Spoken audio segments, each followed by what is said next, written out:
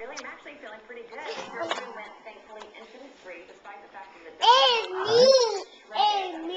therapy right now. But hopefully I'll be back in the set tomorrow. That is, if the doctor gives me the okay today. And hopefully I'll be dancing. And as far as my dancing replacement, Melissa, well, I spent the day before surgery with her and partner Tony Dovolani.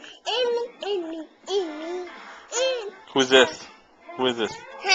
Who is this? Who are we looking at?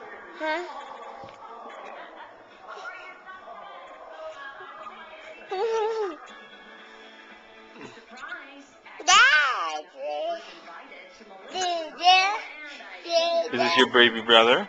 Is this your baby brother? Come on, give him a kiss. Give your baby brother a kiss. Give him a kiss.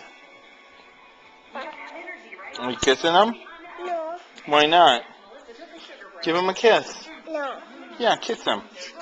No, you can't hold on to him, but you can give him a kiss.